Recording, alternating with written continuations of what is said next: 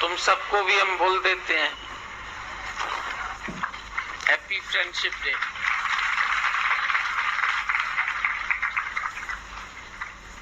सब याद दिलाते हैं, हमारी तो फ्रेंडशिप बहुत, दोस्ती बहुत पुरानी है, आज की नहीं है। ये तो युग युग से है कहानी।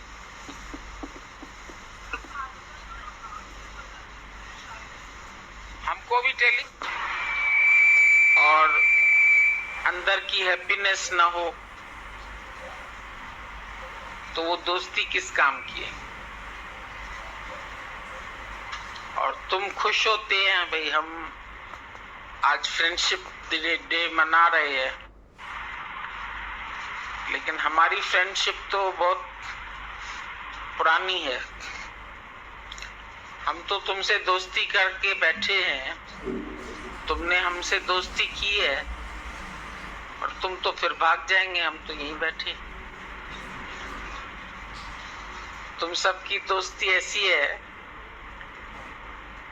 जो अभी आज आ गए फिर कल चले गए। हमसे पूछते हैं आप कैसे हैं, हमने बोला हम कैसे हो सकते हैं, तो उनको भी हंसी आ जाती है। हम कैसे हो सकते तुम बताओ, बोले आप तो हमेशा ठीक है। फिर हमसे पूछते हैं आप कैसे हैं, तो ये दोस्ती जो है ना भगवान की, बहुत बड़ी कीमत रखती है। ईश्वर की दोस्ती तुमको सारी दुनिया की दोस्ती से छुड़ा देगी। जिसमें तुम मन लगा के बैठे हैं, उन सब से मन निकाल के अर्जुन मेरे में मन रखा। दोस्त थे दोनों, कृष्ण और अर्जुन भी दोस्त थे, कृष्ण सुदामा भी दोस्त थे। लेकिन दोस्ती कैसी थी, सुदामा तो कई दिन भूल के दीन बना रहा, कितना गरीब हो गया, कृष्ण से दूर रहा, कितनी दीनता मिली। लेकिन भगवान के पास जब पहुंचा तो भगवान ने फिर कितने अच्छी तरह से उसको स्वीकार किया, कितने अच्छी तरह से उसको रिसीव किया। अपने तखत से उतर के दौड़ दौड़ के उसके साथ मिलने गया। भगवान बोलता है तुम आओ तो सही मेरे पास। एक कदम जो भी आगे आता है, 100 कदम प्रभु आगे आता है। तुम एक कदम चल के आते हैं, गुरु तुम्हारे दिल में 100 कदम दौड़ के पहुंच जाता है।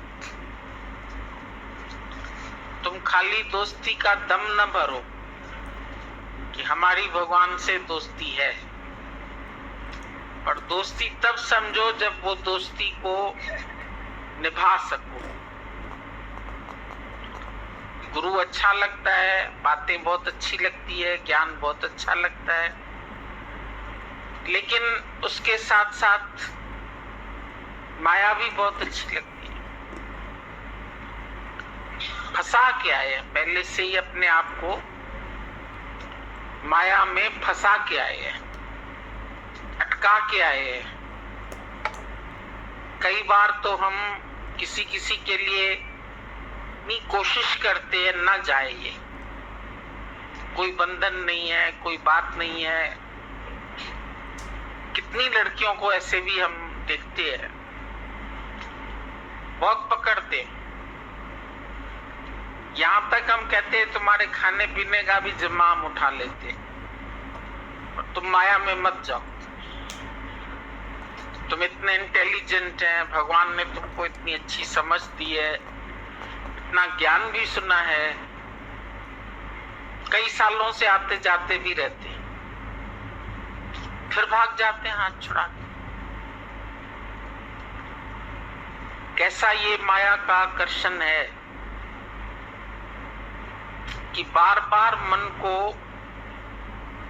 ये दृष्ट पदार्थ जो है जगत के,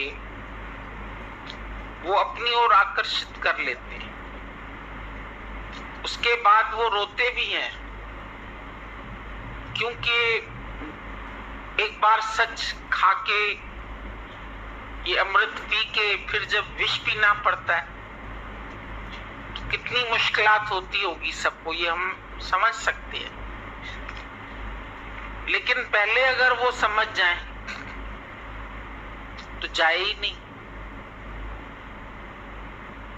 कितना पकड़ने की कोशिश करते, कितनी बातें बताते, कितना किसी के अनुभव बताते हैं, कैसे ये माया नरक में मनुष्य को घसीट के लेके जाती है। पर ये मन जो है ये मानता नहीं।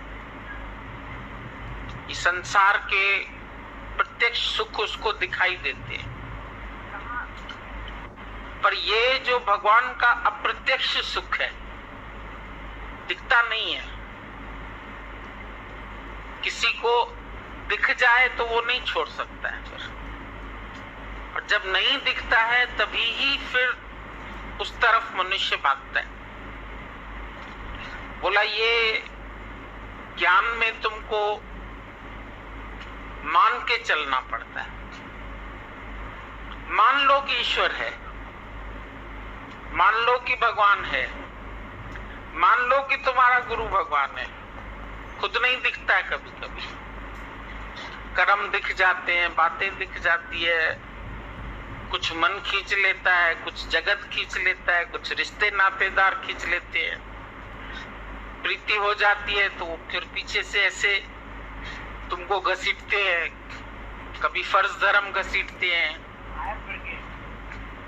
तो कई ऐसी हालतें आती है मनुष्य को जो अट्रैक्ट करती रहती है पीछे की तरफ, और माया का ढेर यहीं रह जाना है, जिसके लिए लोग भागते हैं गुरु को भी छोड़ के। तो वो करना क्या है उस माया का, ये नहीं समझ में आती है बात। क्यों नहीं पूरा भरोसा होता है,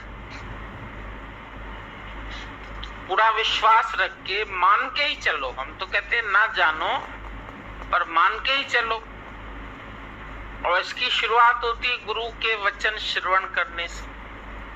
सुनो, मन मना भाव होकर के सुनो, प्रीति पूर्वक सुनो, श्रद्धा पूर्वक सुनो। श्रद्धा जागृत करो अपने अंदर, प्रेम जागृत करो, सच्चाई जागृत करो, और बैठ जाओ एक धरना लगा के, डू और डाई, करेंगे या मरेंगे। ये होती है दोस्ती, करेंगे या मरेंगे। जान भी दे देंगे लेकिन हासिल करेंगे। आए हैं तेरे दर पे तो कुछ करके उठेंगे। या तो हासिल ही हो जाएगा या तो मर के उठेंगे। मर जाओ तब भी अच्छा ही। साइंस में हम लोग एक्सपेरिमेंट करके रिजल्ट जब आता है तब मानते हैं, पर यहाँ मानते चलो एक दिन रिजल्ट अच्छा आ ही जाएगा। ये विश्वास रखना पड़ेगा, और ये विश्वास तुमको तारेगा। संसार का विषय